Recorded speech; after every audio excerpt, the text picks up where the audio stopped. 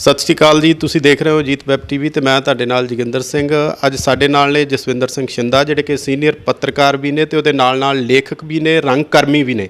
ਇਹਨਾਂ ਨੇ ਦੋ ਦਰਜਨ ਦੇ ਕਰੀਬ ਫਿਲਮਾਂ 'ਚ ਕੰਮ ਕੀਤਾ, 100 ਦੇ ਕਰੀਬ ਨਾਟਕਾਂ 'ਚ ਵੀ ਕੰਮ ਕੀਤਾ। ਪਰ ਇਹਨਾਂ ਦੀ ਜ਼ਿੰਦਗੀ ਦੀ ਇੱਕ ਆਪਣੀ ਜਿਹੜੀ ਅਸਲੀਅਤ ਕਹਾਣੀ ਹੈ, ਭਾਵੇਂ ਉਹ ਫਿਲਮਾਂ ਦਾ ਰੋਲ ਜਾਂ ਨਾਟਕਾਂ ਦਾ ਰੋਲ ਇੱਕ ਕਲਪਨਕ ਰੋਲ ਰਿਹਾ ਹੈ, ਪਰ ਇਹਨਾਂ ਦੀ ਜ਼ਿੰਦਗੀ ਦੀ ਇੱਕ ਆਪਣੀ ਜਿਹੜੀ ਇੱਕ ਕਹਾਣੀ ਹੈ ਉਹ ਹਵਾਲਾਤ ਨਾਵਲ ਦੇ ਰੂਪ 'ਚ ਇਹਨਾਂ ਨੇ ਲਿਖੀ ਹੈ। ਅੱਜ ਅਸੀਂ ਇਹਨਾਂ ਨਾਲ ਹਵਾਲਾਤ ਨਾਵਲ ਦਾ ਜਿਹੜਾ ਸੱਚ ਹੈ ਉਹਦੇ ਬਾਰੇ ਵਿਸਥਾਰ 'ਚ ਗੱਲਬਾਤ ਕਰਾਂਗੇ। ਸ਼ਿੰਦਾ ਜੀ, ਪਹਿਲਾਂ ਤਾਂ ਬਹੁਤ ਬਹੁਤ ਸਵਾਗਤ ਹੈ ਤੁਹਾਡਾ ਜੀ। ਸਤਿ ਸ਼੍ਰੀ ਅਕਾਲ ਜੀ। ਮੈਂ ਅਜੀਤ ਵੈਬ ਟੀਵੀ ਦੇ ਸਮੂਹ ਦਰਸ਼ਕਾਂ ਨੂੰ ਦਿਲ ਦੀਆਂ ਗਹਿਰਾਈਆਂ ਤੋਂ ਸਤਿ ਸ਼੍ਰੀ ਅਕਾਲ ਕਹਿਣਾ ਜੀ। ਬਹੁਤ ਬਹੁਤ ਧੰਨਵਾਦ। ਜਸਵਿੰਦਰ ਜੀ, ਤੁਸੀਂ ਹਵਾਲਾਤ ਨਾਵਲ ਜਿਹੜਾ ਲਿਖਿਆ ਔਰ ਇਹ 30 ਸਾਲ ਪਹਿਲਾਂ ਦੀ ਕਹਾਣੀ ਹੈ, ਜਿਹੜੀ ਤੁਸੀਂ ਤੁਹਾਡੀ ਜਵਾਨੀ ਦਾ ਜਿਹੜਾ ਮੁੱਢਲਾ ਦੌਰ ਸੀ ਜਦੋਂ ਇਹ ਵਾਪਰੀ ਹੈ, ਉਹ 30 ਸਾਲ ਬਾਅਦ ਤੁਸੀਂ ਇੱਕ ਨਾਵਲ ਦੇ ਰੂਪ 'ਚ ਲੈ ਕੇ ਆਏ ਹੋ। ਕਿਸ ਤਰ੍ਹਾਂ ਤੁਹਾਡੇ ਮਨ 'ਚ ਆਇਆ ਇਹ ਫੁਰਨਾ ਜਿਹੜਾ? ਜੀ, ਅਸੀਂ ਰਾਜ ਕਾਕੜੇ ਦੀ ਫਿਲਮ ਕਰ ਰਹੇ ਸੀ ਅਤੇ ਉਸ ਟਾਈਮ ਜੋ ਡਾਇਰੈਕਟਰ ਸੀਗੇ ਉਹਨਾਂ ਨੂੰ ਪਤਾ ਸੀ ਵੀ ਇਹ ਵੀ ਲਿਖਦਾ ਹੈ ਫਿਲਮ ਦੀ ਕਹਾਣੀ ਜਾਂ ਹੋਰ। ਉਹਨਾਂ ਨੇ ਮੈਨੂੰ ਇਸ ਤਰ੍ਹਾਂ ਦੀ ਇੱਕ ਕਹਾਣੀ ਕਿਹਾ ਸੀ, ਮੈਨੂੰ ਦੱਸੋ। ਮੈਂ ਉਹਨਾਂ ਨੂੰ ਕਹਾਣੀ ਸੁਣਾਉਣ ਲੱਗ ਗਿਆ ਅਤੇ ਉਹ ਕਹਾਣੀ ਜਦੋਂ ਸੁਣਾਈ ਤਾਂ ਉਹ ਕਹਿੰਦੇ, ਯਾਰ ਤੂੰ ਬੜਾ ਇਹਦੇ ਬਾਰੇ ਡੀਪਲੀ ਗੱਲ ਕਰ ਰਿਹਾ। ਮੈਂ ਕਿਹਾ ਵੀ ਮੈਂ ਵੀ ਉਸ 29 ਦਿਨ ਰਿਹਾ ਸੀ ਹਵਾਲਾਤ 'ਚ। ਫਿਰ ਉਹ ਕਹਿੰਦੇ, ਤੂੰ ਕਹਾਣੀ ਨੂੰ ਛੱਡ, ਮੈਨੂੰ ਇਹ ਦੱਸ। ਅਸੀਂ ਇੱਕ ਲੋਕੇਸ਼ਨ ਤੋਂ ਦੂਸਰੀ ਲੋਕੇਸ਼ਨ 'ਤੇ ਸ਼ਿਫਟ ਹੋ ਰਹੇ ਸੀ, ਉਹਨਾਂ ਦੇ ਨਾਲ ਮੈਂ ਗੱਡੀ ਸੀ। ਉਹਨਾਂ ਨੂੰ ਮੈਂ ਕਹਾਣੀ ਸਾਰੀ ਦੱਸੀ ਅਤੇ ਉਹਨਾਂ ਨੇ ਬੜੇ ਇੰਟਰਸਟ ਨਾਲ ਸੁਣਿਆ ਅਤੇ ਫਿਰ ਉਹਨਾਂ ਨੇ ਕਿਹਾ ਵੀ ਤੁਸੀਂ ਇਹ ਕਹਾਣੀ ਨੂੰ ਜ਼ਰੂਰ ਲਿਖੋ, ਵੀ ਕਦੇ ਨਾ ਕਦੇ ਇਸ 'ਤੇ ਕੋਈ ਆਪਾਂ ਪਿਕਚਰ ਜ਼ਰੂਰ ਕਰਾਂਗੇ। ਬਸ ਉਹਨੂੰ ਸੋਚ ਕੇ ਮੈਂ ਫਿਰ ਇਹਨੂੰ ਲਿਖ ਲਿਆ। ਤੁਹਾਨੂੰ ਦੱਸ ਦਈਏ ਕਿ ਜਿਹੜਾ ਇਹ ਹਵਾਲਾਤ ਨਾਵਲ ਹੈ, ਜਸਵਿੰਦਰ ਸ਼ਿੰਦਾ ਦੀ ਜਦੋਂ ਇਹ ਜਵਾਨੀ ਦਾ ਮੁੱਢਲਾ ਇਹਨਾਂ ਦਾ ਦੌਰ ਸੀ, ਦਿਨ ਸ਼ੁਰੂਆਤ ਸੀ, ਅਤੇ ਉਸ ਸਮੇਂ ਇਹਨਾਂ ਨੇ ਜਿਹੜੀ ਆ 29 ਦਿਨ ਦੀ ਜਿਹੜੀ ਆ ਨਜਾਇਜ਼ ਹਿਰਾਸਤ ਪੁਲਿਸ ਦੀ ਕੱਟੀ ਹੈ। ਅਤੇ ਉਹ 29 ਦਿਨ 'ਚ ਕੀ ਵਾਪਰਿਆ, ਕੀ ਇਹਨਾਂ ਨੇ ਅੱਖੀਂ ਦੇਖਿਆ, ਕਿਸ ਤਰ੍ਹਾਂ ਮਨੁੱਖੀ ਅਧਿਕਾਰਾਂ ਦਾ ਉਸ ਸਮੇਂ ਘਾਣ ਹੁੰਦਾ ਸੀ, ਉਹ ਹਵਾਲਾਤ ਨਾਵਲ 'ਚ ਇਹਨਾਂ ਨੇ ਉਹਦਾ ਜ਼ਿਕਰ ਕੀਤਾ। ਅੱਜ ਅਸੀਂ ਉਹਦੇ ਬਾਰੇ ਵਿਸਥਾਰ 'ਚ ਇਹਨਾਂ ਨਾਲ ਗੱਲਬਾਤ ਕਰਦੇ ਹਾਂ। ਸ਼ਿੰਦਾ ਜੀ, ਇਹ ਕਿਸ ਤਰ੍ਹਾਂ ਜਿਹੜੀ ਪੁਲਿਸ ਦੀ ਉਖਾੜਕੂਬਾਦ ਦੇ ਦੌਰ 'ਚ ਤੁਹਾਡੇ 'ਤੇ ਕਿਸ ਤਰ੍ਹਾਂ ਸ਼ੱਕ ਦੀ ਸੂਈ ਆਈ, ਜਾਂ ਤੁਸੀਂ ਕਿਸ ਤਰ੍ਹਾਂ ਹਵਾਲਾਤ 'ਚ ਚਲੇ ਗਏ? ਹਾਂਜੀ, ਇਹ ਮੇਰੇ ਬ੍ਰਦਰ ਨੂੰ ਪੁਲਿਸ ਫੜਨ ਆਈ ਸੀ। ਉਦੋਂ ਮੈਂ 18-19 ਸਾਲ ਦਾ ਸੀਗਾ ਜੀ, ਅਤੇ ਉਹ ਬ੍ਰਦਰ ਤਾਂ ਘਰੇ ਹੈ ਨਹੀਂ ਸੀਗੇ। ਫਿਰ ਪੁਲਿਸ ਮੈਨੂੰ ਹੀ ਫੜ ਕੇ ਲੈ ਗਈ ਸੀ। ਕੀ ਉਹਨਾਂ ਦਾ ਕੀ ਰੋਲ ਸੀਗਾ, ਜਿਹੜਾ ਬ੍ਰਦਰ ਤੁਹਾਡੇ ਭਰਾ ਸੀ? ਉਹਨਾਂ ਦਾ ਵੀ ਕੋਈ ਰੋਲ ਨਹੀਂ ਸੀਗਾ। ਉਹ ਸ਼ੱਕ ਦੇ ਆਧਾਰ 'ਤੇ ਜਿਵੇਂ ਕੋਈ ਮਤਲਬ ਦੋਸਤ ਮਿੱਤਰ ਇਕੱਠੇ ਸੀਗੇ, ਉਹਦੇ ਵਿੱਚ ਪੁੱਛਗਿੱਛ ਕਰਨੀ ਸੀ ਉਹਨਾਂ ਨੇ ਉਹਨਾਂ ਤੋਂ, ਅਤੇ ਉਹਨੂੰ ਫੜਨ ਵਾਸਤੇ ਆਏ ਸੀ ਅਤੇ ਉਹ ਹੱਥ ਨਹੀਂ ਲੱਗਿਆ।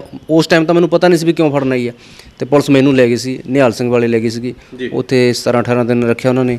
ਫਿਰ ਉੱਥੋਂ ਫਰੀਦਕੋਟ ਉਹਨਾਂ ਨੇ ਸ਼ਿਫਟ ਕਰਤਾ ਸੀ ਜੀ। ਹਾਂਜੀ ਜਸਵਿੰਦਰ ਜੀ, ਤੁਸੀਂ ਇਹ 'ਚ ਬੜਾ ਵਿਸਥਾਰ ਨਾਲ ਜ਼ਿਕਰ ਕੀਤਾ ਵੀ ਪੁਲਿਸ ਨੇ ਜਿਹੜਾ ਉਸ ਸਮੇਂ 'ਚ, ਜਿਵੇਂ ਤੁਸੀਂ ਵੀ ਪਹਿਲੇ ਦਿਨ ਜਦੋਂ ਗਏ ਹੋ, ਕਿਸ ਤਰ੍ਹਾਂ ਦਾ ਪੁਲਿਸ ਦਾ ਤੁਹਾਡੇ ਨਾਲ ਵਰਤਾਅ ਹੋਇਆ, ਜਾਂ ਕਿਸ ਤਰ੍ਹਾਂ ਦਾ ਤੁਸੀਂ ਉਹ ਇਹ 'ਚ ਜ਼ਿਕਰ ਕੀਤਾ, ਕਿਸ ਤਰ੍ਹਾਂ ਦਾ ਤਸੱਦਦ ਦੇਖਿਆ, ਜਾਂ ਕਿਸ ਤਰ੍ਹਾਂ ਮਨੁੱਖੀ ਅਧਿਕਾਰਾਂ ਦਾ ਉਸ ਸਮੇਂ ਘਾਣ ਹੁੰਦਾ ਸੀ, ਉਹਦੇ ਬਾਰੇ ਵੀ ਜ਼ਿਕਰ ਕਰੋ।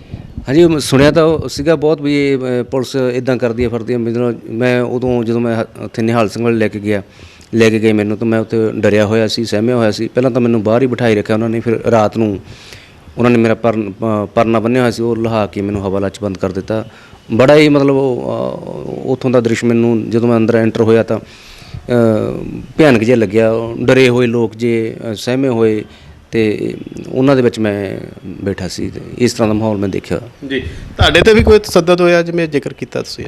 ਨਹੀਂ ਜੀ, ਪਤਾ ਨਹੀਂ, ਮਤਲਬ ਪਰਮਾਤਮਾ ਦੀ ਕਿਰਪਾ ਜਾਂ ਹੋਰ ਆਪਾਂ ਕਹਿ ਲਈਏ ਵੀ ਮੈਨੂੰ ਉਹਨਾਂ ਨੇ, ਮੈਂ 29 ਦਿਨ ਹਵਾਲਾਤ 'ਚ ਰਿਹਾ ਨਿਹਾਲ ਸਿੰਘ ਵਾਲੇ ਫਰੀਦਕੋਟ। ਮੈਨੂੰ ਉਹਨਾਂ ਨੇ ਥੱਪੜ ਵੀ ਨਹੀਂ ਮਾਰਿਆ ਪੁਲਿਸ ਵਾਲਿਆਂ ਨੇ, ਅਤੇ ਨਾ ਹੀ ਉਹਨਾਂ ਨੇ ਜਿਉਂ ਮੈਨੂੰ ਲੈ ਕੇ ਗਏ ਆ ਕਿਸੇ ਨੇ ਵੀ ਇਹ ਪੁੱਛਿਆ ਨਹੀਂ ਵੀ ਤੇਰਾ ਬ੍ਰਦਰ ਕਿੱਥੇ ਆ ਜਾਂ ਕੋਈ ਹੋਰ ਆ, ਇੱਕ ਸਵਾਲ ਵੀ ਨਹੀਂ ਕੀਤਾ ਉਹਨਾਂ ਨੇ। ਨਹੀਂ, ਜਿਸ ਤਰ੍ਹਾਂ ਤੁਸੀਂ ਦੱਸਦੇ ਆ, ਇਹ 'ਚ ਲਿਖਿਆ ਵੀ, ਜ਼ਿਕਰ ਕੀਤਾ ਵੀ ਲੱਤਾਂ 'ਤੇ ਤੁਹਾਡੇ ਉਹ ਲੱਕੜ ਦਾ ਕੋਈ ਜਕੜ ਲਾ ਕੇ ਰੱਖੀ, ਜਾਂ ਹੋਰ ਤੁਸੀਂ ਚਲੋ ਆਪਣਾ ਨਹੀਂ ਜ਼ਿਕਰ ਕੀਤਾ, ਤੁਸੀਂ ਨਾਵਲ 'ਚ ਹੋਰ ਬਹੁਤ ਸਾਰਾ ਜ਼ਿਕਰ ਕੀਤਾ ਕਿ ਜਿਹੜਾ ਹੋਰ ਬਹੁਤ ਸਾਰੇ ਲੋਕਾਂ 'ਤੇ ਜਿਹੜਾ ਹਰ ਰੋਜ਼ ਤੁਸੀਂ ਤਸੱਦਦ ਦੇਖਦੇ ਸੀ, ਉਹਦੇ ਬਾਰੇ ਥੋੜ੍ਹਾ ਜ਼ਿਕਰ ਕਰੋ। ਹਾਂਜੀ, ਮੇਰੇ 'ਤੇ ਤਸੱਦਦ ਨਹੀਂ ਕੋਈ ਹੋਇਆ ਜੀ। ਮੈਨੂੰ ਇੱਥੇ ਨਿਹਾਲ ਸਿੰਘ ਵਾਲੇ ਤਾਂ ਹਵਾਲਾਤ 'ਚ ਰੱਖਿਆ ਹੋਇਆ ਸੀ। ਜਦੋਂ ਫਰੀਦਕੋਟ ਲੈ ਗਏ ਸੀ, ਉੱਥੇ ਉਹਨਾਂ ਨੇ ਮੈਨੂੰ ਇੱਕ ਮੁਲਾਜ਼ਮਾਂ ਦੇ ਕਮਰੇ 'ਚ ਰੱਖਿਆ ਹੋਇਆ ਸੀ। ਉੱਥੇ ਸਕੰਜਾ ਜਿਹਾ ਲੱਕੜ ਦਾ ਹੁੰਦਾ ਸੀ, ਉਹਦੇ ਵਿੱਚ ਪੈਰ ਫਸਾ ਕੇ ਰੱਖਿਆ ਹੋਇਆ ਸੀ ਮੈਨੂੰ। ਉੱਥੇ ਉਹਨਾਂ ਨੇ ਮੈਨੂੰ ਪਹਿਲੇ ਰਾਤ ਤਾਂ ਦੋਨੇ ਲੱਤਾਂ ਵਿੱਚ ਫਸਾਈਆਂ ਹੋਈਆਂ ਸੀਗੀਆਂ। ਫਿਰ ਮੁਨਸ਼ੀ ਨੇ ਕਿਹਾ ਵੀ ਐਂ ਤਾਂ ਇਹ ਪੈ ਹੀ ਨਹੀਂ ਸਕਦਾ, ਬੈਠ ਨਹੀਂ ਸਕਦਾ, ਵੀ ਇੱਕ ਲੱਤ ਦੀ ਖੋਲ੍ਹੋ। ਪਰ ਮੈਂ ਉੱਥੇ ਜੋ ਦੇਖਿਆ ਉਹ ਇੱਕ ਵੱਖਰੀ ਕਹਾਣੀ ਬਣਦੀ ਆ, ਜਿਹਦੇ ਕਰਕੇ ਮੈਨੂੰ ਇਹ ਲਿਖਣ ਲਈ ਨਾਵਲ ਪ੍ਰੇਰਨਾ ਮਿਲੀ। ਕਿਵੇਂ ਉੱਥੇ ਉਹ ਪੁਲਿਸ ਕੁੱਟਦੀ ਸੀ, ਉਹ ਸਾਰਾ ਮੇਰੇ ਫਰੀਦਕੋਟ ਤਾਂ ਮੈਂ ਅੱਖੀਂ ਦੇਖਦਾ ਰਿਹਾ। ਮੈਂ ਸਾਹਮਣੇ ਖਿੜਕੀ ਸੀ, ਉਹਦੇ ਵਿੱਚ ਦੀ ਮੈਂ ਦੇਖਦਾ ਰਿਹਾ ਸੀਗਾ। ਅਤੇ ਜਿਵੇਂ ਨਿਹਾਲ ਸਿੰਘ ਵਾਲੇ, ਇੱਥੇ ਇੱਕ ਚੰਦ ਸਿੰਘ ਸੀਗਾ। ਹਾਂ, ਤੁਸੀਂ ਇੱਕ ਅਧਿਆਪਕ ਦਾ ਜ਼ਿਕਰ ਕੀਤਾ ਹੈ ਨਾ, ਚੰਦ ਸਿੰਘ ਅਧਿਆਪਕ, ਜਾਂ ਇੱਕ ਹੋਰ ਵੀ ਹੈਗੇ ਬਜ਼ੁਰਗ ਕੋਈ ਜਿਨ੍ਹਾਂ ਦੇ ਇਹਨਾਂ ਦਾ ਬੇਟਾ ਕੋਈ ਖਾੜਕੂਵਾਦ ਨਾਲ ਸੰਬੰਧਿਤ ਸੀਗਾ ਹਨ। ਹਾਂਜੀ ਹਾਂਜੀ, ਇਹ ਮਾਸਟਰ ਸੀਗੇ, ਉਹ ਸਾਇੰਸ ਮਾਸਟਰ ਸੀਗੇ, ਉਹਨਾਂ ਦੇ ਸਾਲਾ ਕੋਈ ਸ਼ਾਇਦ ਖਾੜਕੂਵਾਦ ਨਾਲ ਸੰਬੰਧ ਰੱਖਦਾ ਸੀ। ਉਹਦੇ ਚੱਕਰ ਵਿੱਚ ਉਹਨੂੰ ਫੜਿਆ ਹੋਇਆ ਸੀਗਾ। ਕਾਫੀ ਲੰਮਾ ਟਾਈਮ ਉਹ ਹੋਣ ਕਰਕੇ ਨਾ ਉਹ ਉੱਥੇ ਮੈਂਟਲੀ ਅਪਸੈਟ ਹੋ ਗਿਆ ਸੀਗਾ, ਕੰਧਾਂ 'ਚ ਟੱਕਰਾਂ ਮਾਰਨ ਲੱਗ ਗਿਆ ਸੀਗਾ। ਅਤੇ ਚੰਦ ਸਿੰਘ ਜਿਹੜੇ ਸੀ ਇਹਨਾਂ ਦੇ ਬੇਟੇ ਨੂੰ ਪੁਲਿਸ ਭਾਲ ਕਰਦੀ ਸੀ, ਅਤੇ ਇਸ ਕਰਕੇ ਉਹਨੂੰ ਵੀ ਰੋਜ਼ ਹੀ ਪੁਲਿਸ ਰਾਤ ਨੂੰ ਕੁੱਟਦੀ ਹੁੰਦੀ ਸੀ। ਬੜੇ ਮਜ਼ਾਕ ਜਿਹੇ ਢੰਗ ਨਾਲ ਉਹਨੂੰ ਕਹਿੰਦੇ ਸੀ, ਚੰਦ ਸਿੰਘ ਆ ਜਾ, ਚੰਦ ਤਾਂ ਚੜ੍ਹ ਗਿਆ। ਅਤੇ ਬਸ ਅਸੀਂ ਵੀ ਸਹਿਮ ਜਾਂਦੇ ਸੀ। ਫਿਰ ਉਹ ਦਿਮਾਗ 'ਚ ਉਵੇਂ ਤਸਵੀਰ ਜੀ ਹੁਣ ਇੱਥੇ ਲੈ ਗਏ ਅੰਦਰ, ਹੁਣ ਕੱਪੜੇ ਲਹਾਤੇ ਹੋਣੇ ਉਹਦੇ, ਬਸ ਉਹਦੀਆਂ ਚੀਕਾਂ ਸ਼ੁਰੂ ਹੋ ਜਾਂਦੀਆਂ ਸੀਗੀਆਂ। ਇਹ ਦਰਦਨਾਕ ਸੀਨ ਕਾਫੀ ਅਸੀਂ ਉੱਥੇ ਮੈਂ ਸੁਣਿਆ, ਅਤੇ ਫਰੀਦਕੋਟ ਮੈਂ ਦੇਖਿਆ ਸਾਰਾ। ਜੀ, ਜਿਹੜਾ ਉਹ ਅਧਿਆਪਕ ਸੀ, ਸਾਇੰਸ ਅਧਿਆਪਕ, ਉਹ 'ਤੇ ਵੀ ਕੋਈ ਤਸੱਦਦ ਤੁਸੀਂ ਜ਼ਿਕਰ ਕੀਤਾ ਨਾਵਲ 'ਚ ਕਿ ਉਹ ਬਹੁਤ ਬੁਰੇ ਹਾਲਾਤਾਂ 'ਚ ਚਲਿਆ ਗਿਆ ਸੀ। ਕੀ ਕਾਰਨ ਹੋਏ ਉਹਦੇ? ਹਾਂਜੀ, ਉਹਨਾਂ ਨੂੰ ਵੀ ਕਾਫੀ ਕੁੱਟਿਆ ਸੀ। ਮੈਨੂੰ ਨਹੀਂ ਪਤਾ, ਮੇਰੇ ਤੋਂ ਪਹਿਲਾਂ ਦੀ ਹਾਲਾਤ ਸੀਗੇ। ਉਹਨਾਂ ਸਾਰਿਆਂ ਨੇ ਦੱਸਿਆ ਸੀ ਵੀ ਇਹ ਸਾਇੰਸ ਮਾਸਟਰ ਨੇ, ਅਤੇ ਇਹਦੇ ਸਾਲਾ ਇਸ ਕੰਮ ਦੇ ਵਿੱਚ ਸੀਗਾ, ਅਤੇ ਇਹਨੂੰ ਉਹਦੇ ਚੱਕਰ 'ਚ ਹੀ ਲਿਆਂਦਾ, ਕਿਉਂਕਿ ਉਹ ਥੋੜ੍ਹਾ ਪੜ੍ਹਿਆ ਲਿਖਿਆ ਸੀ। ਉਹਨੇ ਪੁਲਿਸ ਨੂੰ ਥੋੜ੍ਹਾ ਜਿਹਾ ਕਿਹਾ ਵੀ ਤੁਸੀਂ ਦੂਜਿਆਂ ਨੂੰ ਕਿਉਂ ਹਰਾਸਮੈਂਟ ਕਰਦੇ ਹੋ, ਬਸ ਉਸੇ ਚੱਕਰ 'ਚ ਪੁਲਿਸ ਵਾਲੇ ਨੇ ਉਹਨਾਂ ਨੂੰ ਟੌਰਚਰ ਕਰਨਾ ਸ਼ੁਰੂ ਕਰਤਾ ਸੀ। ਫਰੀਦਕੋਟ ਜੋ ਕੁਛ ਵਾਪਰਿਆ ਤੁਸੀਂ ਇਹ 'ਚ ਜ਼ਿਕਰ ਕੀਤਾ, ਉਹਦਾ ਥੋੜ੍ਹਾ ਜਿਹਾ ਵਿਸਥਾਰ ਦੇ ਦਿਓ, ਜਾਂ ਕਿਸ ਤਰ੍ਹਾਂ ਮਾਪਿਆਂ ਨੂੰ ਤੁਸੀਂ ਉਹ ਵੀ ਜ਼ਿਕਰ ਕੀਤਾ ਕਿ ਮਾਪਿਆਂ ਨੂੰ ਬੜੇ ਆਰਥਿਕ ਹਾਲਾਤ ਵੀ ਬੜੇ ਬੁਰੇ ਸੀ ਉਸ ਸਮੇਂ ਘਰ ਦੇ, ਤੁਸੀਂ ਜ਼ਿਕਰ ਕੀਤਾ ਮਾਪਿਆਂ ਨੂੰ ਬੜਾ ਪਤਾ ਹੀ ਨਹੀਂ ਲੱਗਿਆ ਲੰਬਾ ਸਮਾਂ ਤਾਂ ਵੀ ਕਿੱਥੇ ਆ ਕਿੱਥੇ ਨਹੀਂ, ਕੀ ਉਹਦੇ ਬਾਰੇ ਥੋੜ੍ਹਾ ਦੱਸੋ। ਹਾਂਜੀ, ਪਰਿਵਾਰ 'ਤੇ ਅਚਨਚੇਤ ਇਹ ਕਹਿਰ ਢਿਆ ਸੀਗਾ, ਅਤੇ ਕਿਸੇ ਨੂੰ ਕੋਈ ਪਤਾ ਹੀ ਨਹੀਂ ਸੀ ਵੀ ਕੀ ਗੱਲ ਆ ਕੀ ਨਹੀਂ। ਇੱਕਦਮ ਮੈਨੂੰ ਲੈ ਗਏ ਸੀਗੇ, ਉਹਨਾਂ ਨੂੰ ਪਹਿਲਾਂ ਤਾਂ ਪਤਾ ਨਹੀਂ ਸੀਗਾ। ਫਿਰ ਮੇਰੇ ਭੂਆ ਦਾ ਮੁੰਡਾ ਸੀਗਾ ਜੀ, ਉਹ ਪੁਲਿਸ ਦੇ ਵਿੱਚ ਸੀਗਾ, ਉਹਨੇ ਫਿਰ ਪਤਾ ਕੀਤਾ ਸੀ ਵੀ ਨਿਹਾਲ ਸਿੰਘ ਵਾਲੇ ਆ। ਉਸ ਤੋਂ ਬਾਅਦ 'ਚ ਮੈਨੂੰ ਫਰੀਦਕੋਟ ਲੈ ਗਏ ਸੀ। ਫਰੀਦਕੋਟ ਦਾ ਇਹਨਾਂ ਨੂੰ ਕੁਛ ਪਤਾ ਨਹੀਂ ਲੱਗਿਆ ਸੀਗਾ, ਅਤੇ ਉੱਥੇ ਫਰੀਦਕੋਟ 2 ਬੰਦੇ, ਇੱਕ 'ਤੇ ਕੋਈ ਕੇਸ ਕੂਸ ਪਾ ਕੇ ਉਹਨੂੰ ਭੇਜਿਆ ਸੀ ਜੇਲ੍ਹ, ਅਤੇ ਇੱਕ ਹੋਰ ਬੰਦਾ ਸੀਗਾ ਉਹਨੂੰ ਫੜਿਆ ਹੋਇਆ ਸੀ, ਉਹਨੂੰ ਵੀ ਰਿਹਾ ਕਰਤਾ ਸੀ। ਉਹਨਾਂ 2 ਬੰਦਿਆਂ ਨੂੰ ਮੈਂ ਕਿਹਾ ਸੀ ਵੀ ਮੇਰੇ ਪਰਿਵਾਰ ਨੂੰ ਪਤਾ ਨਹੀਂ ਹੋਣਾ, ਜੇ ਤੁਸੀਂ ਸੁਨੇਹਾ ਪਹੁੰਚਦਾ ਕਰ ਸਕਦੇ ਹੋ। ਮੈਂ ਉਹਨਾਂ ਨੂੰ ਐਡਰੈਸ ਦਿੱਤਾ ਸੀ। ਉਹਨਾਂ 'ਚੋਂ ਇੱਕ ਬੰਦੇ ਨੇ ਸੁਨੇਹਾ ਘਰੇ ਪਹੁੰਚਦਾ ਕੀਤਾ ਸੀਗਾ, ਅਤੇ ਵੀ ਤੁਹਾਡਾ ਮੁੰਡਾ ਉੱਥੇ ਫਿਰ ਕਰ ਦਿੱਤਾ। ਜਸਵਿੰਦਰ, ਜਿਸ ਤਰ੍ਹਾਂ ਤੁਸੀਂ ਉਹ ਜ਼ਿਕਰ ਕੀਤਾ ਕਿ ਇਸ ਹਿਰਾਸਤ 'ਚ ਤੁਸੀਂ ਇੱਕ ਦਿਨ ਦਾ ਜ਼ਿਕਰ ਕੀਤਾ ਵੀ ਕਿਸ ਤਰ੍ਹਾਂ ਜਦੋਂ ਇਹਨੂੰ ਪੜ੍ਹਦੇ ਹਾਂ ਤਾਂ ਬੜਾ ਇੱਕ ਦਰਦਨਾਕ ਜਿਹੜਾ ਸੀਨ ਸਾਹਮਣੇ ਆ ਜਾਂਦਾ ਅੱਖਾਂ ਦੇ, ਵੀ ਹਰ ਰੋਜ਼ ਦਾ ਜਿਹੜਾ ਬੜਾ ਥਾਣਿਆਂ 'ਚ ਉਸ ਸਮੇਂ ਜੋ ਭਾਵੇਂ ਬਹੁਤ ਸਾਰੀਆਂ ਕਹਾਣੀਆਂ ਨੇ ਜਿਹੜੀਆਂ ਉਹ ਦੱਬੀਆਂ ਹੀ ਰਹਿ ਗਈਆਂ, ਸਾਹਮਣੇ ਨਹੀਂ ਆਈਆਂ, ਜਿਨ੍ਹਾਂ 'ਤੇ ਨਜਾਇਜ਼ ਤਸੱਦਦ ਹੋਇਆ, ਜਿਨ੍ਹਾਂ ਨੇ ਨਜਾਇਜ਼ ਹਰਾਸ ਝੱਲੀ ਹੈ, ਪਰ ਤੁਸੀਂ ਇਸ ਨੂੰ ਨਾਵਲ ਦੇ ਰੂਪ 'ਚ ਲੈ ਕੇ ਆਏ ਹੋ ਔਰ ਬੜਾ ਤੁਸੀਂ ਵਿਸਥਾਰ 'ਚ ਇਹਦਾ ਇੱਕ ਦਿਨ ਦਾ ਜ਼ਿਕਰ ਕੀਤਾ ਕਿ ਕਿਸ ਤਰ੍ਹਾਂ ਮਨੁੱਖੀ ਅਧਿਕਾਰਾਂ ਦਾ ਤੁਸੀਂ ਸਮਝਦੇ ਹੋ। ਤੁਸੀਂ ਇੱਕ ਲੇਖਕ ਵੀ ਹੋ, ਤੁਸੀਂ ਸੂਖਮ ਭਾਵਨਾ ਰੱਖਦੇ ਹੋ, ਇੱਕ ਪੱਤਰਕਾਰ ਵੀ ਹੋ, ਵੀ ਕਿਸ ਤਰ੍ਹਾਂ ਉਸ ਸਮੇਂ ਮਨੁੱਖੀ ਅਧਿਕਾਰਾਂ ਦਾ ਤੁਸੀਂ ਸਮਝਦੇ ਹੋ ਕਿ ਘਾਣ ਹੋ ਰਿਹਾ ਸੀ, ਜਾਂ ਬਹੁਤ ਸਾਰੇ ਤੁਸੀਂ ਅਜਿਹੇ ਮੁਲਾਜ਼ਮਾਂ ਦਾ ਵੀ ਜ਼ਿਕਰ ਕਰਦੇ ਹੋ ਜਿਹੜੇ ਹਮਦਰਦੀ ਵੀ ਰੱਖਦੇ ਸੀ, ਪੁਲਿਸ ਮੁਲਾਜ਼ਮਾਂ ਦਾ ਤੁਸੀਂ ਉਹਨਾਂ ਦਾ ਵੀ ਜ਼ਿਕਰ ਕੀਤਾ ਹੈ ਨਾ, ਕਿ ਕੀ ਮਹਿਸੂਸ ਕਰਦੇ ਹੋ, ਕੀ ਉਹ ਸਮਾਂ ਸੀ?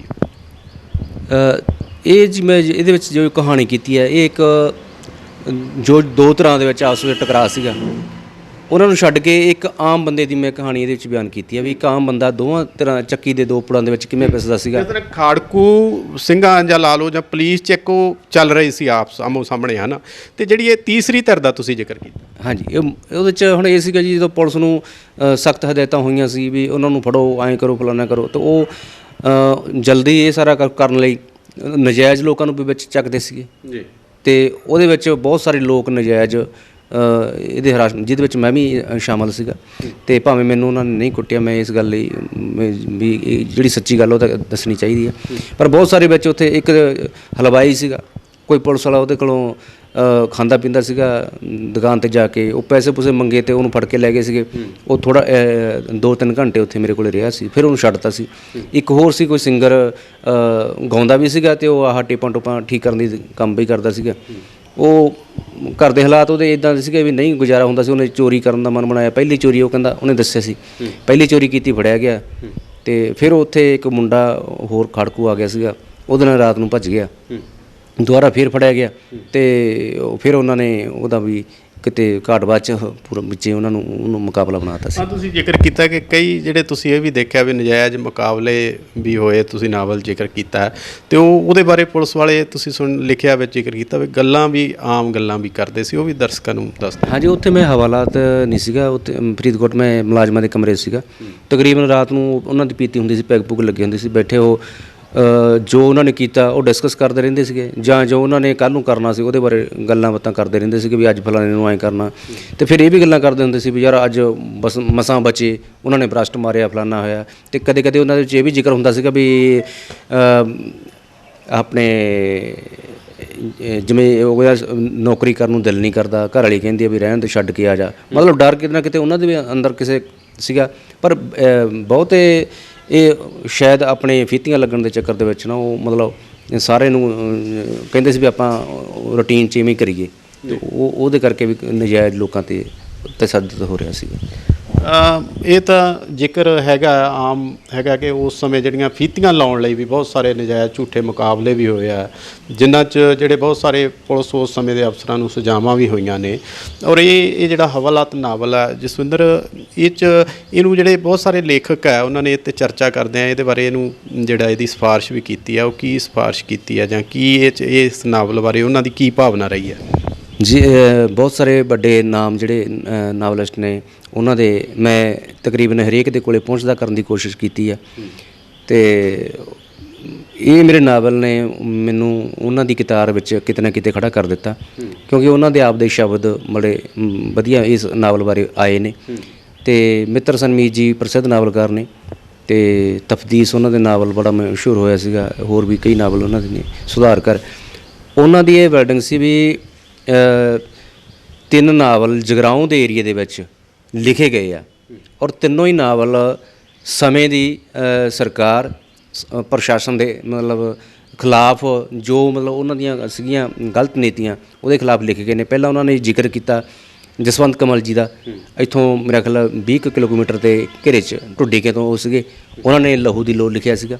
ਅਤੇ ਉਹ ਜਗਰਾਓਂ ਵਿੱਚ ਮਿੱਤਰ ਸਨਮੀਤ ਜੀ ਡਿਊਟੀ ਕਰਦੇ ਸੀ, ਉਦੋਂ ਉਹਨਾਂ ਨੇ ਮਾਸਟਰ ਅਵਤਾਰ ਸਿੰਘ ਦੇ ਘਰੇ ਰਹਿੰਦੇ ਸੀ, ਉੱਥੇ ਉਹਨਾਂ ਨੇ ਤਫਦੀਸ ਨਾਵਲ ਲਿਖਿਆ, ਜਿਹੜਾ ਉਹ ਵੀ ਪੁਲਿਸ ਦੇ ਖਿਲਾਫ ਲਿਖਿਆ ਹੋਇਆ ਸੀ। ਔਰ ਤੀਸਰੇ ਨਾਵਲ ਉਹਨਾਂ ਨੇ ਪੁਲਿਸ ਜ਼ਿਆਦਤੀਆਂ ਦੇ ਖਿਲਾਫ, ਪੁਲਿਸ ਜ਼ਿਆਦਤੀਆਂ, ਸੌਰੀ, ਹਾਂਜੀ। ਅਤੇ ਉਹਨਾਂ ਨੇ ਤੀਸਰਾ ਨਾਵਲ ਮੇਰੇ ਨਾਵਲ ਨੂੰ ਉਹਨਾਂ ਨੇ ਥਾਂ ਦਿੱਤੀ ਵੀ ਹਵਾਲਾਤ ਵੀ ਇੱਥੋਂ ਜਗਰਾਓਂ ਤੋਂ 15 ਕਿਲੋਮੀਟਰ ਦੇ ਏਰੀਏ 'ਚ ਡੇਢਕੇ ਪਿੰਡ ਲਿਖਿਆ ਗਿਆ ਹੈ, ਜੋ ਕਿ ਮੌਜੂਦਾ ਸਮੇਂ 'ਚ ਜੋ ਵਰਤਾਰਾ ਸੀਗਾ ਉਹਨੂੰ ਬਿਆਨ ਕੀਤਾ। ਔਰ ਵੱਡੀ ਗੱਲ ਮੇਰੇ ਲਈ ਮਾਣ ਵਾਲੀ ਇਹ ਆ ਵੀ ਉਹਨਾਂ ਨੇ ਵੱਡੇ ਲੇਖਕਾਂ ਦੇ ਵਿੱਚ ਮੈਨੂੰ ਖੜ੍ਹਾ ਕੀਤਾ, ਔਰ ਇਹ ਕਿਹਾ ਵੀ ਮੈਂ ਆਪਣੇ ਨਾਵਲ ਵਿੱਚ ਜਿਹੜੀਆਂ ਊਣਤਾਈਆਂ ਛੱਡ ਗਿਆ ਸੀ ਜਸਵਿੰਦਰ ਨੇ ਉਹ ਪੂਰੀਆਂ ਕੀਤੀਆਂ। ਤਾਂ ਇਹ ਕਿਸੇ ਅਵਾਰਡ ਨਾਲੋਂ ਘੱਟ ਨਹੀਂ ਜੀ। ਜਸਵਿੰਦਰ ਜੀ, ਇਸ ਜਿਹੜਾ ਨਾਵਲ ਹੈ ਅਤੇ ਤੁਸੀਂ ਫਿਲਮ ਵੀ ਕੋਈ, ਕਿਉਂਕਿ ਤੁਸੀਂ ਫਿਲਮੀ ਲਾਈਨ ਨਾਲ ਵੀ ਜੁੜੇ ਹੋਏ ਹੋ, ਕੋਈ ਫਿਲਮ ਬਣਾਉਣ ਬਾਰੇ ਵੀ ਸੋਚ ਰਹੇ ਹੋ ਜਾਂ ਕੋਈ ਹੋਰ ਇੱਕ ਜਿਹੜਾ ਮੰਚ 'ਤੇ ਨਾਟਕ ਖੇਡਿਆ ਜਾਂਦਾ ਉਹਦੇ ਬਾਰੇ ਵੀ ਕੁਝ ਸੋਚ ਰਹੇ ਹੋ? ਹਾਂਜੀ, ਇਹਦੇ 'ਚ ਨਾਵਲ ਛਪਣ ਤੋਂ ਪਹਿਲਾਂ ਇਹ ਕਹਾਣੀ ਐਮੀ ਵਿਰਕ ਪ੍ਰੋਡਕਸ਼ਨ ਹਾਊਸ ਨੂੰ ਪਸੰਦ ਆ ਗਈ ਸੀਗੀ, ਤਾਂ ਉਹ ਕਹਿੰਦੇ ਵੀ ਡਨ ਹੋ ਗਈ ਸੀ, ਡਾਇਲੋਗ ਵੀ ਲਿਖਣੇ ਸ਼ੁਰੂ ਹੋ ਗਏ ਸੀਗੇ, ਪਰ ਉਹ ਲੋਕਡਾਊਨ ਲੱਗ ਗਿਆ, ਉਹਦੇ ਕਰਕੇ ਫਿਰ ਕੰਮ ਰੁਕ ਗਿਆ। ਅਤੇ ਫਿਰ ਉਦੋਂ ਬਾਅਦ 'ਚ ਉਹਨਾਂ ਨੇ ਫਿਰ ਕੋਈ ਰਿਸਪੌਂਸ ਨਹੀਂ ਦਿੱਤਾ। ਅਤੇ ਇੱਕ ਮੇਰੇ ਬੰਬੇ ਤੋਂ ਦੋਸਤ ਨੇ ਉਹਨਾਂ ਨੂੰ ਨਾਵਲ ਭੇਜਿਆ ਸੀ, ਔਰ ਉਹਨਾਂ ਨੇ ਬੜਾ ਵਧੀਆ ਉਹਨਾਂ ਨੇ ਕਿਹਾ ਵੀ ਟੋਟਲੀ ਕਹਾਣੀ ਫਿਲਮੀ ਆ ਇਹ, ਵੀ ਕਦੇ ਨਾ ਕਦੇ ਆਪਾਂ ਇਹਨੂੰ ਜ਼ਰੂਰ ਕਰਾਂਗੇ, ਇੱਦਾਂ ਉਹਨਾਂ ਨੇ ਰਿਸਪੌਂਸ ਦਿੱਤਾ ਜੀ। ਪਰ ਜਸਵਿੰਦਰ ਜੀ, ਤੁਸੀਂ ਇਹ ਸਾਰਾ ਕੁਝ ਆਪਦੇ ਜਿਵੇਂ ਕਹਿ ਲਓ ਪਿੰਡੇ 'ਤੇ ਹੰਢਾਇਆ, ਸੱਚ ਹੈ, ਅਤੇ ਜਦੋਂ ਤੁਸੀਂ ਇਹ ਨਾਵਲ ਵੀ ਲਿਖਿਆ ਜਾਂ ਫਿਲਮ 'ਚ ਵੀ ਦੁਬਾਰਾ ਦੇਖੋਗੇ ਤਾਂ ਉਹ ਸੀਨ ਜਿਹੜਾ ਦੁਬਾਰਾ ਤੁਹਾਡੀਆਂ ਅੱਖਾਂ ਦੇ ਸਾਹਮਣੇ ਆ ਜਾਊਗਾ, ਕੀ ਮਹਿਸੂਸ ਕਰੋਗੇ? ਬਿਲਕੁਲ ਜੀ। ਹੁਣ ਜਦੋਂ ਮੈਂ ਇਹ ਨਾਵਲ ਲਿਖਿਆ, ਮੈਂ ਘੱਟੋ ਘੱਟ ਇਹਨੂੰ 15 ਵਾਰ ਪੜ੍ਹਿਆ, ਔਰ ਜਦੋਂ ਹੀ ਮੈਂ ਇਹਨੂੰ ਸੋਧਣ ਵਾਸਤੇ ਪੜ੍ਹਨਾ ਸ਼ੁਰੂ ਕਰਦਾ ਸੀਗਾ ਤਾਂ ਮੇਰੀ ਰੁਚੀ ਬਣ ਜਾਂਦੀ ਸੀ ਵੀ ਮੈਨੂੰ ਪੜ੍ਹ ਹੀ ਲਵਾਂ। ਮੈਂ ਸੋਚਿਆ ਵੀ ਜੇ ਮੈਨੂੰ ਇੰਨੀ ਇੰਟਰਸਟਿੰਗ ਇਹਦੇ ਵਿੱਚ ਲੱਗ ਰਿਹਾ ਤਾਂ ਵੀ ਇਹ ਪਸੰਦ ਜ਼ਰੂਰ ਆਊਗਾ ਦਰਸ਼ਕਾਂ ਨੂੰ। ਔਰ ਬਹੁਤ ਸਾਰੇ ਜਿਵੇਂ ਮਾਸਟਰ ਹਰਬੰਸ ਸਿੰਘ ਜੀ ਅਖਾੜਾ, ਉਹ ਵੀ ਨਾਵਲਕਾਰ ਨੇ, ਉਹਨਾਂ ਨੂੰ ਮੈਂ ਨਾਵਲ ਦੇ ਕੇ ਆਇਆ, ਤਾਂ ਉਸੇ ਰਾਤ ਉਹਨਾਂ ਦਾ ਫੋਨ ਆ ਗਿਆ, ਕਹਿੰਦੇ ਜਸਵਿੰਦਰ ਤੇਰਾ ਨਾਵਲ ਪੜ੍ਹਤਾ। ਨਹੀਂ ਜਸਵਿੰਦਰ, ਜਿਵੇਂ ਚਲੋ ਨਾਵਲ ਲਿਖ ਦੇਣਾ ਜਾਂ ਪੜ੍ਹ ਲੈਣਾ ਜਾਂ ਇੱਕ ਕਾਲਪਨਿਕ, ਬਹੁਤਾ ਕੁਛ ਕਾਲਪਨਿਕ ਹੀ ਹੁੰਦਾ ਹੈ ਨਾ ਜੀ, ਪਰ ਤੁਹਾਡੀ ਜ਼ਿੰਦਗੀ 'ਤੇ ਤੁਸੀਂ ਇਹ ਪਿੰਡੇ 'ਤੇ ਸਾਰਾ ਕੁਛ ਹੰਢਾਇਆ ਸੀ, ਉਹ ਸੀਨ ਅੱਖਾਂ ਸਾਹਮਣੇ ਦੁਬਾਰਾ ਆ ਜਾਂਦਾ ਸੀ? ਹਾਂਜੀ ਬਿਲਕੁਲ ਜੀ, ਸੀਨ ਅੱਖਾਂ ਸਾਹਮਣੇ ਆਉਂਦਾ ਹੀ ਕਰਕੇ ਤਾਂ ਹੀ ਮੈਂ ਉਹਨੂੰ ਲਿਖ ਪਾਇਆ।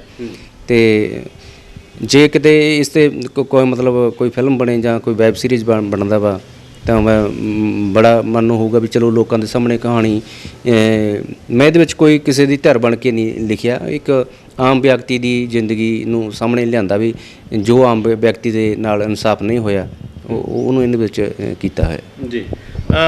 ਇਹ 'ਚ ਇਹ ਜਿਹੜਾ ਨਾਵਲ ਹੈ ਇਹ 'ਚ ਜਸਵਿੰਦਰ ਨੇ ਕੋਈ ਇੱਕ ਧਿਰ ਨਹੀਂ ਬਣਿਆ, ਇਹ ਸੱਚ ਹੈ ਗੱਲ, ਪੜ੍ਹਿਆ ਵੀ ਇਹ ਨਾਵਲ।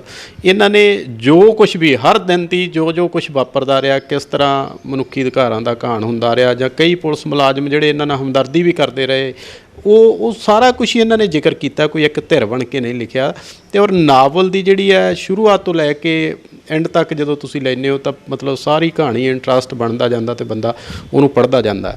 ਜਸਵਿੰਦਰ ਨੇ ਜਿਹੜੀ ਹੈ ਇਹਦੇ ਬਾਰੇ ਇਹ 'ਤੇ ਚਰਚਾ ਵੀ ਹੋਈ ਹੈ, ਬਹੁਤ ਸਾਰੇ ਨਾਮੀ ਲੇਖਕ ਵੀ ਬੋਲੇ ਨੇ। ਜਸਵਿੰਦਰ ਜੀ, ਜਿਹੜਾ ਆਖਰੀ ਸਵਾਲ ਹੀ ਹੈ, ਦਰਸ਼ਕਾਂ ਨਾਲ ਤੁਸੀਂ ਗੱਲਬਾਤ ਕਰ ਹੀ ਲਈ ਹੈ ਬਈ ਕਿ ਕਿਸ ਤਰ੍ਹਾਂ ਜਿਹੜੇ ਹੋਰ ਵੀ ਥੋਤੋਂ ਇਲਾਵਾ ਵੀ ਜਿਹੜੇ ਹੋਰ ਬਹੁਤ ਸਾਰੇ ਲੋਕਾਂ ਨਾਲ ਉਸ ਦੌਰ 'ਚ ਹਜ਼ਾਰਾਂ ਲੋਕਾਂ ਨਾਲ ਜਿਹੜਾ ਪੁਲਿਸ ਤਸ਼ੱਦਦ ਵੀ ਹੋਇਆ, ਝੂਠੇ ਮੁਕਾਬਲੇ ਵੀ ਹੋਏ, ਕਿ ਉਹਦੇ ਬਾਰੇ ਕੀ ਕਹਿਣਾ ਚਾਹੁੰਦੇ ਹੋ? ਜੀ, ਮੈਂ ਤਾਂ ਚਲੋ ਇਹਨੂੰ ਮੈਨੂੰ ਪ੍ਰੇਰਨਾ ਮਿਲ ਗਈ, ਮੈਂ ਇੱਕ ਆਪਣੀ ਕਹਾਣੀ ਨੂੰ ਲਿਖ ਲਿਆ, ਲੋਕਾਂ ਸਾਹਮਣੇ ਲਿਆਂਦਾ। ਬਹੁਤ ਸਾਰੇ ਲੋਕ ਨੇ ਜਿਨ੍ਹਾਂ ਦੀ ਕਹਾਣੀਆਂ ਮਤਲਬ ਇਹ ਦਰਦਨਾਕ ਜੋ ਸੀਨ ਸੀਗੇ, ਤਸ਼ੱਦਦ ਉਹਨਾਂ ਨੇ ਹੰਢਾਇਆ, ਉਹ ਉਵੇਂ ਹੀ ਢੱਕਿਆ ਰਹਿ ਗਿਆ। ਕੁਛ ਲੋਕ ਮਰ ਗਏ, ਕਈਆਂ ਦੇ ਮਤਲਬ ਨਹੀਂ ਕਹਿ ਸਕੇ ਜਾਂ ਕੋਈ ਨਹੀਂ ਕਹਿਣਾ ਚਾਹੁੰਦੇ, ਬਹੁਤ ਸਾਰੇ ਇਸ ਤਰ੍ਹਾਂ ਦੇ ਲੋਕ ਹੈਗੇ ਨੇ। ਮੇਰੇ ਬਾਰੇ ਵੀ ਹੁਣ ਪਿੰਡ ਵਿੱਚ ਵੀ ਕਿਸੇ ਨੂੰ ਬੜਾ ਨਹੀਂ ਪਤਾ ਸੀ, ਪਰ ਹੁਣ ਜਦੋਂ ਨਾਵਲ ਪੜ੍ਹਿਆ ਤਾਂ ਉਹ ਸੋਚਦੇ ਯਾਰ ਹਾਂ ਅੱਛਾ ਉਹ ਕਹਾਣੀ ਬਈ ਇੰਨੀ ਦਰਦਨਾਕ ਸੀ। ਅਤੇ ਨਾਵਲ ਨੂੰ ਮੈਨੂੰ ਖੁਸ਼ੀ ਆ ਵੀ ਆਮ ਪਾਠਕ ਵੀ ਔਰ ਸਾਡੇ ਵੱਡੇ ਰਾਈਟਰ ਵੀ ਸਾਰਿਆਂ ਨੇ ਪਸੰਦ ਕੀਤਾ ਔਰ ਪਸੰਦ ਕਰ ਰਿਹਾ ਮੈਨੂੰ। ਜਿਸ ਤਰ੍ਹਾਂ ਨਜਾਇਜ਼ ਹਿਰਾਸਤ 'ਚ ਰੱਖਣ ਲਈ ਜਿਹੜੇ ਜ਼ਿੰਮੇਵਾਰ ਉਸ ਸਮੇਂ ਦੇ ਕੋਈ ਥਾਣੇਦਾਰ ਸੀ ਜਾਂ ਅਧਿਕਾਰੀ ਸੀ, ਕਾਨੂੰਨੀ ਤੁਸੀਂ ਲੜਾਈ ਵੀ ਲੜ ਸਕਦੇ ਸੀ ਜਾਂ ਉਹਨਾਂ ਦੇ ਖਿਲਾਫ ਕਾਰਵਾਈ ਵੀ ਕਰਵਾ ਸਕਦੇ ਸੀ, ਕਦੇ ਇਹ ਮਨ 'ਚ ਆਇਆ ਹੁਣ ਵੀ ਆਇਆ ਕਦੇ ਨਾਵਲ ਤੋਂ ਬਾਅਦ? ਨਹੀਂ ਜੀ, ਮੇਰੇ ਮਨ 'ਚ ਇਸ ਤਰ੍ਹਾਂ ਦੀ ਕੋਈ ਗੱਲ ਨਹੀਂ ਆਈ ਸੀ, ਅਤੇ ਸਮਾਂ ਹੀ ਇਸ ਤਰ੍ਹਾਂ ਦਾ ਸੀਗਾ ਜੀ ਉਦੋਂ। ਅਤੇ ਵੈਸੇ ਤਾਂ ਕਾਨੂੰਨ ਮੁਤਾਬਕ ਤਾਂ ਇੱਕ ਦਿਨ ਵੀ ਇੱਕ ਰਾਤ ਵੀ ਨਹੀਂ ਹਵਾਲਾ ਵਿੱਚ ਪੁਲਿਸ ਰੱਖ ਸਕਦੀ, ਪਰ ਮੈਂ 29 ਦਿਨ ਰਿਹਾ। ਹੋਰ ਗੱਲਾਂ ਨੂੰ ਛੱਡ ਕੇ ਇਹੀ ਗੱਲ ਜੇ ਪੱਖ 'ਤੇ ਆਪਾਂ ਗੱਲ ਕਰੀਏ ਤਾਂ ਇਹ ਬਿਲਕੁਲ ਨਾਜਾਇਜ਼ ਸੀਗਾ 29 ਦਿਨ ਰੱਖਣਾ। ਅਤੇ ਬਾਕੀ ਜੇ ਕਸੂਰਵਾਰ ਹੋਵੇ ਉਹ ਗੱਲ ਹੋਰ, ਉਹ ਬਾਅਦ ਦੀਆਂ ਗੱਲਾਂ ਨੇ। ਅਤੇ ਉਦੋਂ ਪੁਲਿਸ ਦੇ ਹੱਥ ਸਾਰਾ ਸੀਗਾ, ਜੋ ਮਰਜ਼ੀ ਉਹ ਕਰ ਸਕਦੀ ਸੀ। ਇੱਕ ਤੁਸੀਂ ਹੋਰ ਬੜਾ ਮਤਲਬ ਭਾਵੁਕ ਦ੍ਰਿਸ਼, ਜਦੋਂ ਬਜ਼ੁਰਗ ਗਏ ਪੁਲਿਸ ਵਾਲੇ ਗੇਟ 'ਤੇ ਉਹਨਾਂ ਤੋਂ ਪੈਸੇ ਮੰਗਦੇ ਆ, ਜਾਂ ਕਿਉਂਕਿ ਉਸ ਸਮੇਂ ਲੱਖਾਂ ਰੁਪਏ ਜਿਹੜੇ ਅਧਿਕਾਰੀਆਂ ਨੇ ਜਾਂ ਅਫਸਰਾਂ ਨੇ ਲੱਖਾਂ ਰੁਪਏ ਲਏ ਵੀ ਉਹਨਾਂ ਪਰਿਵਾਰਾਂ ਤੋਂ, ਉਹਨਾਂ ਦੇ ਬੱਚੇ ਵੀ ਮਾਰਤੇ, ਪੈਸੇ ਵੀ ਲੈ ਲਏ। ਔਰ ਤੁਸੀਂ ਵੀ ਉਹ ਜ਼ਿਕਰ ਕੀਤਾ ਨਾਵਲ 'ਚ ਵੀ ਬਜ਼ੁਰਗ ਤੋਂ ਪੈਸੇ ਵੀ ਮੰਗੇ। ਜਿੱਥੇ ਮਨੁੱਖੀ ਅਧਿਕਾਰਾਂ ਦੀ ਉਲੰਘਣਾ ਕਹਿ ਲਓ ਜਾਂ ਨਜਾਇਜ਼ ਹਿਰਾਸਤ ਕਹਿ ਲਓ, ਉੱਥੇ ਉਸ ਸਮੇਂ ਜਿਹੜੀ ਭ੍ਰਿਸ਼ਟਾਚਾਰ ਦੀ ਜਾਂ ਕਰਪਸ਼ਨ ਦਾ ਦੌਰ ਵੱਡੀ ਪੱਧਰ 'ਤੇ ਰਿਹਾ, ਉਹਦਾ ਵੀ ਤੁਸੀਂ ਜ਼ਿਕਰ ਕੀਤਾ ਬਜ਼ੁਰਗਾਂ ਨਾਲ, ਉਹ ਥੋੜ੍ਹਾ ਜਿਹਾ ਦੱਸ ਦਿਓ। ਜੀ, ਇਹ ਤਾਂ ਸੀਗਾ ਹੀ ਜੀ, ਉਹਨੂੰ ਮਤਲਬ ਜੋ ਹੱਥ ਆਇਆ ਮਤਲਬ ਉਹ ਕਰਦੇ ਸੀਗੇ, ਔਰ ਕੋਈ ਬੋਲ ਵੀ ਨਹੀਂ ਸਕਦਾ ਸੀਗਾ। ਜਿਵੇਂ ਹੁਣ ਤੁਸੀਂ ਇਹ ਗੱਲ ਕਰਦੇ ਹੋ, ਉਦੋਂ ਪਹਿਲਾਂ ਮੈਂ ਗੱਲ ਦੱਸਣੀ ਚਾਹੁੰਦਾ ਵੀ ਉਸ ਟਾਈਮ ਪਿੰਡਾਂ ਦੀਆਂ ਪੰਚਾਇਤਾਂ, ਸਰਪੰਚ ਵੀ ਇਹਨਾਂ ਮਾਮਲਿਆਂ 'ਚ ਨਾਲ ਨਹੀਂ ਸੀ ਤੁਰਦੇ, ਕਿਉਂਕਿ ਉਹਨਾਂ ਨੂੰ ਐਂ ਸੀ ਵੀ ਯਾਰ ਬੇਇੱਜ਼ਤੀ ਕਰਵਾ ਕੇ ਮੁੜਨਾ ਕੀ ਫਾਇਦਾ। ਅਤੇ ਮਤਲਬ ਬੰਦੇ ਕੋਈ ਪਰਿਵਾਰ ਜਿਹੜੇ ਪਰਿਵਾਰ 'ਤੇ ਪੈਂਦੀ ਸੀ ਉਹਨੂੰ ਆਪਣੇ ਆਪ ਹੀ ਭੁਗਤਣੀ ਪੈਂਦੀ ਸੀ। ਦੂਸਰਾ ਪੈਸਿਆਂ ਦੀ ਗੱਲ ਆ। ਹਾਂ, ਉਹ ਸੀਨ ਜਿੱਦਣ ਮੈਨੂੰ ਭਾਵੁਕਤਾ ਵਾਲਾ ਸੀ ਜੀ, ਉਹ ਮੈਂ ਜਦੋਂ ਮੈਨੂੰ ਫਾਦਰ ਸਾਹਿਬ ਉਦੋਂ ਉੱਥੇ ਲੈਣ ਆਏ ਤਾਂ ਮੈਂ ਬੈਠਾ ਸੀ, ਮੈਨੂੰ ਐਂ ਭੁਲੇਖਾ ਪਿਆ ਵੀ ਮੇਰਾ ਫਾਦਰ ਸਾਹਿਬ ਖਿੜਕੀ ਵਿੱਚ ਦੀ ਲੰਘਿਆ। ਫਿਰ ਮੈਂ ਆਖਿਆ ਵੀ ਨਹੀਂ, ਉਹਨਾਂ ਨੂੰ ਕਿੱਥੇ ਪਤਾ ਲੱਗਿਆ ਹੋਣਾ ਵੀ ਐਡੀ ਦੂਰ ਉਹ ਕਿੱਥੇ ਆ ਸਕਦੇ ਆ, ਅਨਪੜ੍ਹ ਬੰਦੇ ਬਜ਼ੁਰਗ ਨੇ। ਪਰ ਥੋੜ੍ਹੇ ਟਾਈਮ ਬਾਅਦ ਹੀ ਮੁਨਸ਼ੀ ਅੰਦਰ ਆਇਆ ਅਤੇ ਉਹ ਕਹਿੰਦਾ ਜਸਵਿੰਦਰ ਤੇਰਾ ਛੁਟਕਾਰਾ ਹੋ ਗਿਆ ਅਤੇ ਵੀ ਤੇਰਾ ਫਾਦਰ ਸਾਹਿਬ ਆਇਆ। ਚਲੋ ਫਿਰ ਮੈਨੂੰ ਉਹਨਾਂ ਨੇ ਬਾਹਰ ਲੈ ਗਏ, ਉੱਥੇ ਗੱਲਾਂ ਬਾਤਾਂ ਹੋਈਆਂ। ਅਤੇ ਜਦੋਂ ਅਸੀਂ ਬਾਹਰ ਨਿਕਲਣ ਲੱਗੇ ਤਾਂ ਸੰਤਰੀ ਗੇਟ 'ਤੇ ਖੜ੍ਹਾ ਸੀਗਾ, ਉਹ ਕਹਿੰਦਾ ਵੀ ਮੈਨੂੰ ਪੈਸੇ ਦਿਓ। ਉਹ ਫਾਦਰ ਸਾਹਿਬ ਕੋਲ ਬਾਹਲੇ ਪੈਸੇ ਨਹੀਂ, ਕਿਰਾਏ ਕਰੂਏ ਜੋਗੇ ਲੈ ਕੇ ਗਏ ਸੀਗੇ, ਅਤੇ 150 ਰੁਪਈਆ ਸ਼ਾਇਦ ਹੋਵੇਗਾ। ਅਤੇ ਜਦੋਂ ਮੈਨੂੰ ਐਂ ਸੀਗਾ ਵੀ ਮੈਂ ਮਸਾਂ ਮੌਕਾ ਮਿਲਿਆ ਵੀ ਬਾਹਰ ਨਿਕਲਣ, ਮੈਂ ਕਿਹਾ ਦੇ ਤੂੰ, ਆਪਾਂ ਤੁਰ ਕੇ ਚਲੇ ਜਾਵਾਂਗੇ। ਅਤੇ ਉਹਨੇ ਬਹੁਤ ਕਿਹਾ ਵੀ ਸਾਡੇ ਕੋਲ ਕਿਰਾਏ ਜੋਗੇ ਆ। ਉਹ ਕਹਿੰਦਾ ਨਹੀਂ ਮੈਂ ਫੇਰ ਜਿੰਦਾ ਖੋਲੂੰਗਾ। ਅਤੇ ਫਿਰ 100 ਰੁਪਈਆ ਉਹਨੂੰ ਦਿੱਤਾ ਸੀ ਅਤੇ ਅਸੀਂ ਬਾਹਰ ਆ ਗਏ ਅਤੇ ਉਹਨੇ ਫਟਾਫਟ ਜਿੰਦਾ ਲਾ ਲਿਆ। ਅਤੇ ਮੈਂ ਕਿਹਾ ਬਾਪੂ ਕੋਈ ਗੱਲ ਨਹੀਂ, ਚਲੋ ਅਸੀਂ ਕਿਵੇਂ ਨਾ ਕਿਵੇਂ ਇੱਥੇ ਪਹੁੰਚੇ ਪਿੰਡ। ਤੁਸੀਂ ਸੁਣਿਆ ਕਿ ਭਾਵੇਂ ਜਿਹੜਾ ਨਾਵਲ ਦਾ ਵਿਸਤਾਰ ਤਾਂ ਨਹੀਂ ਕੀਤਾ ਜਾ ਸਕਦਾ ਥੋੜ੍ਹੇ ਮਿੰਟਾਂ 'ਚ, ਕਿਉਂਕਿ 29 ਦਿਨ ਦੀ ਕਹਾਣੀ ਆ, ਔਰ ਇਹਨਾਂ ਨੇ ਇੱਕ ਦਿਨ ਦਾ ਬੜਾ ਉਸ ਸਮੇਂ ਜੋ ਤਸ਼ੱਦਦ ਹੋਇਆ ਜਾਂ ਜਿਸ ਤਰ੍ਹਾਂ ਲੋਕਾਂ 'ਤੇ ਨਜਾਇਜ਼ ਹਿਰਾਸਤ 'ਚ ਰੱਖ ਕੇ, ਉਹਦੇ ਬਾਰੇ ਬੜਾ ਵਿਸਥਾਰ 'ਚ ਇਹਨਾਂ ਨੇ ਜ਼ਿਕਰ ਕੀਤਾ। ਔਰ ਸਭ ਤੋਂ ਵੱਡੀ ਗੱਲ ਹੈ ਕਿ ਉਸ ਸਮੇਂ ਦੇ ਜਿਹੜੇ ਕਾਨੂੰਨੀ ਕਹਿ ਲਓ ਉਹਨੂੰ ਸਾਰਾ ਕਿਸ ਨੂੰ ਛਿੱਕੇ ਟੰਗ ਕੇ ਪੁਲਿਸ ਨੇ ਮਨਮਾਨੀਆਂ ਕੀਤੀਆਂ। ਸਾਰੇ ਨਹੀਂ ਕਹਿ ਸਕਦੇ, ਇਹਨਾਂ ਨੇ ਬਹੁਤ ਸਾਰੇ ਪੁਲਿਸ ਮੁਲਾਜ਼ਮਾਂ ਦਾ ਅਜਿਹਿਆਂ ਦਾ ਵੀ ਜ਼ਿਕਰ ਕੀਤਾ ਜਿਹੜੇ ਹਮਦਰਦੀ ਵੀ ਰੱਖਦੇ ਸੀਗੇ ਇਹਨਾਂ ਨਾਲ, ਜਿਹੜੇ ਜਿਨ੍ਹਾਂ 'ਤੇ ਨਜਾਇਜ਼ ਹੋ ਰਹੀ ਸੀ। ਪਰ ਉਹ ਵੀ ਜ਼ਿਕਰ ਕੀਤਾ ਕਿ ਉਹ ਬੋਲ ਨਹੀਂ ਸਕਦੇ ਸੀ, ਉਹ ਆਪਦੀ ਮਜਬੂਰੀ ਦੱਸਦੇ ਸੀ ਵੀ ਅਸੀਂ ਤੁਹਾਡਾ ਨਾ ਹੀ ਘਰੇ ਦੱਸ ਸਕਦੇ ਹਾਂ, ਨਾ ਉਹ ਬੋਲ ਸਕਦੇ ਸੀ। ਔਰ ਵਿਸਥਾਰ 'ਚ ਜਿਹੜਾ ਨਾਵਲ ਦਾ ਥੋੜ੍ਹੇ ਮਿੰਟਾਂ 'ਚ ਨਹੀਂ ਜ਼ਿਕਰ ਕੀਤਾ ਜਾ ਸਕਦਾ ਸੀ ਜਿਹੜੀ ਇਸ ਨਾਵਲ ਬਾਰੇ, ਕਿਉਂਕਿ ਇਹ 'ਤੇ ਬਹੁਤ ਅੱਜ ਕੱਲ੍ਹ ਚਰਚਾ ਹੋ ਰਹੀ ਆ। ਹਾਲ ਹੀ 'ਚ ਨਾਵਲ ਆਇਆ ਔਰ ਬਹੁਤ ਸਾਰੇ ਪ੍ਰਸਿੱਧ ਲੇਖਕ ਆ ਜਿਨ੍ਹਾਂ ਨੇ ਇਹ 'ਤੇ ਚਰਚਾ ਕੀਤੀ ਔਰ ਇਸ ਨੂੰ ਇੱਕ ਬਹੁਤ ਉਸ ਸਮੇਂ ਦਾ ਇੱਕ ਦਸਤਾਵੇਜ਼ ਕਿਹਾ ਜਿਹੜਾ ਕਿ ਜੀ 'ਚ ਸਾਰਾ ਉਹ ਵਿਸਥਾਰ ਹੈ। ਅਸੀਂ ਭਵਿੱਖ 'ਚ ਵੀ ਇਹਨਾਂ ਨਾਲ ਗੱਲਬਾਤ ਕਰਦੇ ਰਹਾਂਗੇ। ਅਤੇ ਧੰਨਵਾਦ। ਮੈਂ ਜੋਗਿੰਦਰ ਸਿੰਘ, ਕੈਮਰਾਮੈਨ ਅਸ਼ੋਕ ਸੰਘ ਨਾਲ।